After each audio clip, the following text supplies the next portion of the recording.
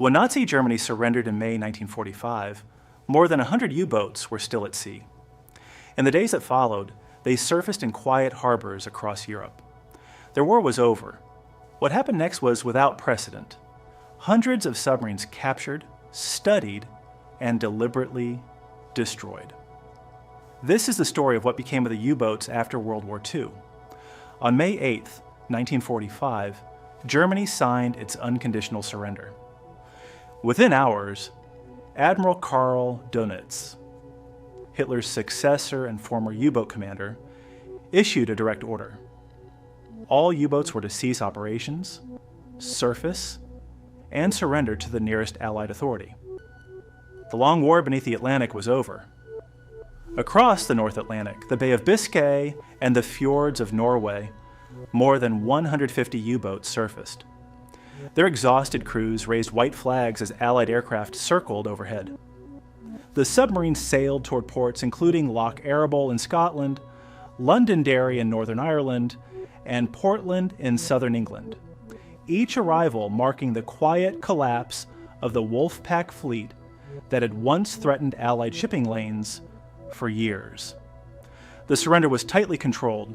Allied warships escorted the submarines into port, where Royal Navy and U.S. Navy boarding parties seized codes, charts, and weapons. Engineers cataloged the vessels, many of them rusted and battle-scarred, barely seaworthy after months at sea. At Loch Arable alone, nearly 40 U-boats anchored together. A few never made it to port at all, scuttled or lost to mechanical failure before reaching their destinations. In the weeks that followed, Allied leaders faced a serious question: what to do with the world's most advanced submarine fleet. The United States and Britain recognized the intelligence value of the revolutionary Type 21 and Type 23 designs. The Soviet Union, already positioning itself for what would become the Cold War, demanded its share of the captured technology. Meanwhile, the captured German crews endured months of detention. Some were interrogated for intelligence, particularly engineers familiar with the new propulsion systems or torpedo technology. By late 1945, most had been repatriated to defeated and divided Germany. By year's end, harbors from Trondheim to Portsmouth were crowded with captured submarines. The next step would be Operation Deadlight. By the autumn of 1945, the Allies had gathered more than 100 surrendered U-boats in British harbors. Keeping them afloat was expensive, and there was no practical case for storing them long-term. The Royal Navy approved Operation Deadlight, a plan to tow the captured submarines into the Atlantic and sink them.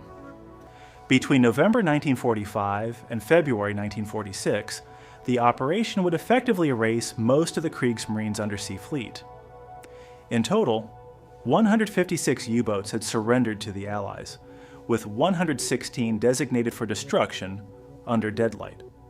The Royal Navy divided the operation into 3 disposal areas, designated X, X, Y, Y, and ZZ, roughly 100 to 120 nautical miles northwest of Ireland. The submarines would be sunk by naval gunfire, explosive charges, or by opening their sea valves. Royal Navy tugs began towing groups of submarines from Scottish and Irish ports in November 1945. The condition of many boats made the work difficult. Some had gone months without maintenance. Others had been damaged by Allied bombing or deliberate sabotage by their own crews. Ballast tanks leaked, engines had seized, and hulls were weakened by corrosion. In stormy winter seas, towing these unstable vessels was hazardous work. More than a third of the U-boats never reached the designated scuttling zones.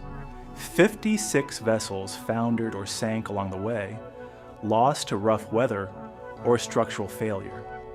The Royal Navy recorded each loss but made no effort to recover them. Deadlight's purpose was disposal, not preservation. Once in position, destroyers and frigates completed the task. Crews sometimes used aerial rockets or naval gunfire to ensure the submarines sank quickly. Among them was U-2, 336, the last U-boat to sink Allied ships during the war. It had surrendered at Londonderry in June 1945 and was deliberately sunk off Ireland in January 1946. U-295 met the same fate on December 17, 1945, after being towed from Loch Ryan. Not all U-boats were destroyed. The most advanced examples, the Type 21 and Type 23, were set aside for study. These designs represented a significant advance in submarine engineering: streamlined hulls, greater battery capacity, and improved underwater endurance. British and American engineers examined several closely, drawing on their technologies for post-war fleet development. U-2511, Germany's only fully operational Type 21 at the war's end, was the last to be scuttled on February 7, 1946, marking the official conclusion of Operation Deadlight. For decades, the Deadlight wrecks lay undisturbed on the seabed. Between 2001 and 2003, maritime archaeologist Innes McCartney led expeditions that relocated many of them. Using sonar and deep-sea photography, the team identified at least 14 intact U-boat hulls preserved in the cold Atlantic mud. The findings showed how hastily the scuttlings had been carried out. Many boats had sunk upright, their decks still armed, their steel now covered in coral. Operation Deadlight had achieved its stated purpose: to remove the physical remnants of Hitler's U-boat fleet, but it left an unintended consequence: a vast underwater graveyard stretching across the North Atlantic, a lasting record of the end of Germany's submarine war. While most U-boats were destroyed, a select number survived, and to the Allies they were more than wartime relics. They were technological reference points that could reshape undersea warfare for a generation. Between 1945 and 1948, dozens of captured boats were retained, repaired, or distributed among the victorious powers, becoming test platforms at the beginning of the Cold War. The Tripartite Naval Commission, formed in August 1945, allocated the surrendered fleet among the United States, the United Kingdom, and the Soviet Union. Each received 10 U-boats for examination, with priority given to the Type 21 and Type 23 designs. Their streamlined hulls, greater battery capacity, and snorkel systems represented a fundamental shift. Submarines built to operate primarily beneath the surface rather than on it. In Britain, the Royal Navy integrated several vessels for testing. U-3017, redesignated HMS N41, underwent submerged trials before being scrapped in 1949. U-190, surrendered off Newfoundland, was taken into Canadian service as a training platform for sonar and torpedo practice. Other captured hulls were used to refine depth charge tactics, testing detonations against real German steel rather than simulated targets. The United States took a similar approach. Captured submarines were studied at naval facilities in Portsmouth, New Hampshire, and New London, Connecticut.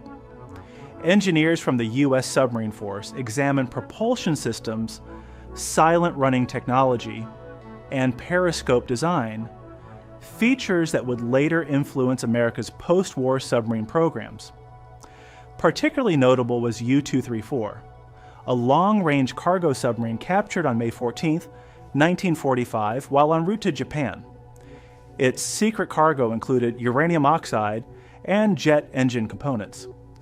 U.S. Navy engineers studied both its construction and its payload before sinking it during weapons tests in 1947.